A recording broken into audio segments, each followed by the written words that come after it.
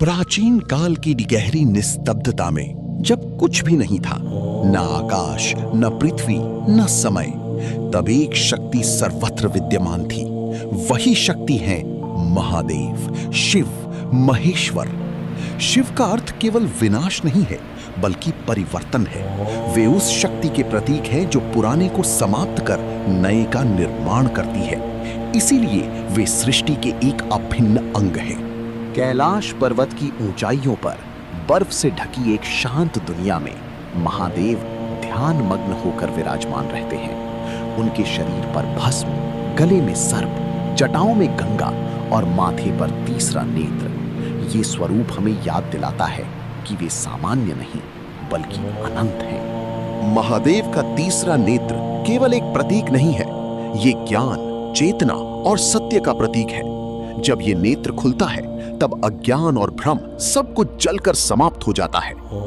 एक समय देवताओं और असुरों ने मिलकर समुद्र मंथन किया अमृत प्राप्त करने के लिए, लेकिन अमृत से पहले निकला एक भयंकर विष, हालाहल। ये विष इतना शक्तिशाली था कि पूरी सृष्टि को नष्ट कर सकता था। जब सभी भयभीत हो गए तब महादेव आगे आए। उन्होंने उस विष को अपने कंठ में धारण कर लिया ताकि सृष्टि सुरक्षित रह सके।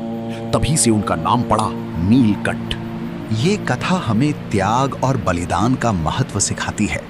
महादेव केवल एक देवता नहीं है, वे रक्षक हैं, योगी हैं, पिता हैं और गुरु हैं। माता पार्वती के साथ उनका संबंध प्रेम और शक्ति का प्रतीक है। शिव और शक्ति, इन दोनों के मिलन से ही सृष्टि पूर्ण होती है।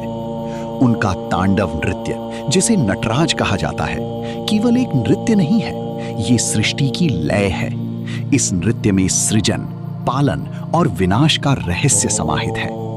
महादेव हमें सिखाते हैं कि जीवन में परिवर्तन और कठिनाइयां आएंगी, लेकिन धैर्य और ज्ञान के साथ हम हर परिस्थिति का सामना कर सकते हैं। वे सरल हैं, भोलेनाथ हैं, वे थोड़े में ही प्रसन्न हो जाते हैं और अपने भक्तों की पुकार अवश्य सुनते हैं। इसलिए उन्हें आशुतोष कहा जाता है, जो शीघ्र प्रसन्न हो जाते हैं।